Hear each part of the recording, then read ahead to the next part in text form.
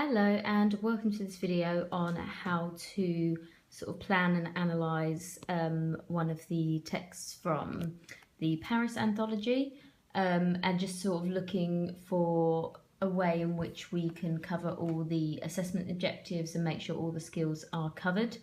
So what I've done is I've just done some brief notes on how I think you guys could analyse one of these texts. I would have given you a bigger sheet of this. Also, I would expect you to go into more detail. This is just a brief example. Also, if you find this sheet to be quite small, you can produce your own version. You can do, for example, language levels, context and connections on 3 separate pages if you want to.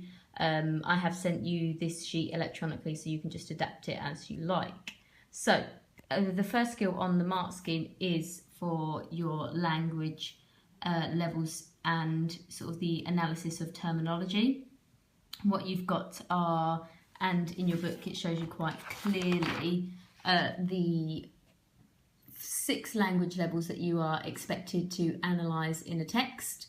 Now, sometimes not all language levels are available to analyse. So, for example, graphology for the stories awaiting in Paris text is obviously not available to analyse. So we do try our best with analysing all of them, but sometimes it's not possible. Also, discourses on it is sort of, you can't analyse that in this text because there is no spoken narrative or conversation.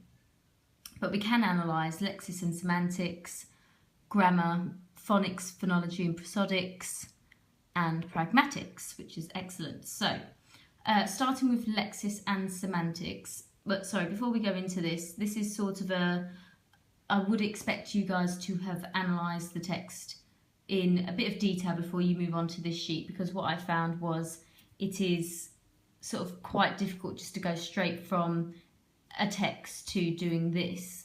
So obviously we know the stories are waiting in Paris text in quite a lot of detail now, so it's quite, I wouldn't say easy, but it's a bit more simple to transfer ideas onto this page.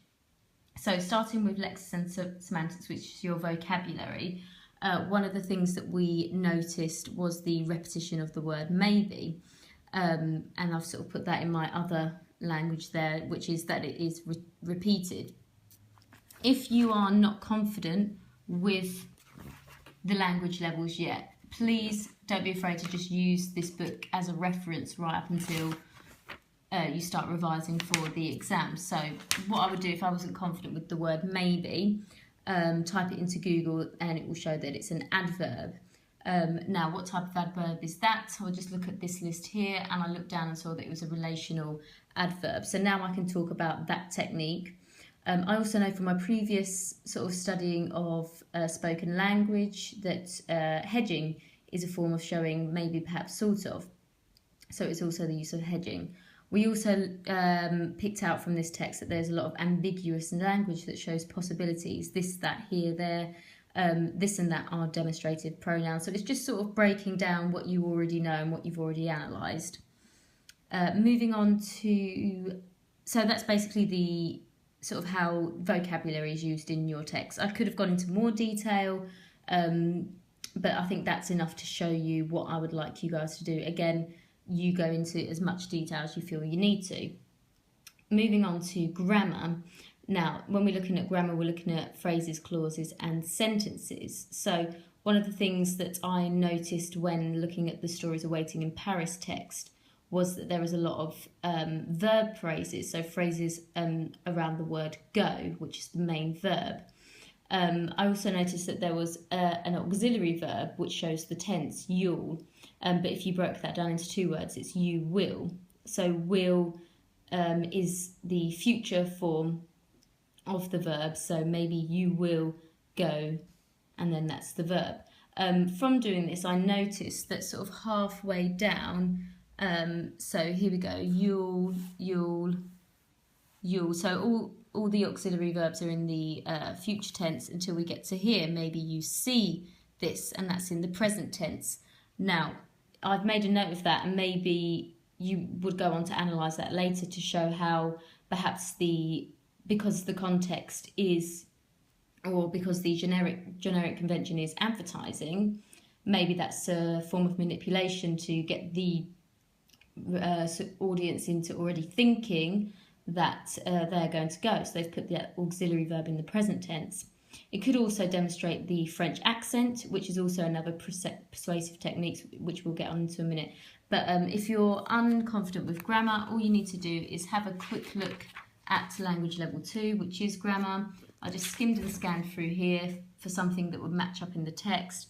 Something that stuck out with me was verb phrases and noun phrases. There are a lot of, and because I already know the text, this is why knowing the text is important first. I do know that there are a lot of verbs such as go, shelter,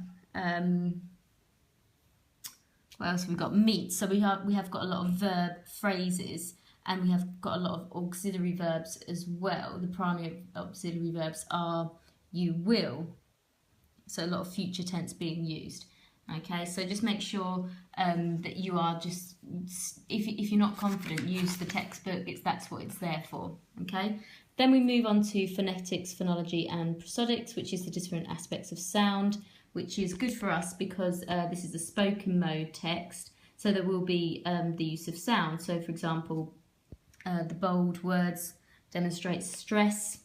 There is an accent, there is a French accent, the pauses shows us slowing down. So if we have a look at language level 3, we can look at speed, we can look at volume, we can look at pitch and intonation, so we can look at all of those. We also have in this advert sound effects, and I've just made some notes on there on what the different sound effects are used for.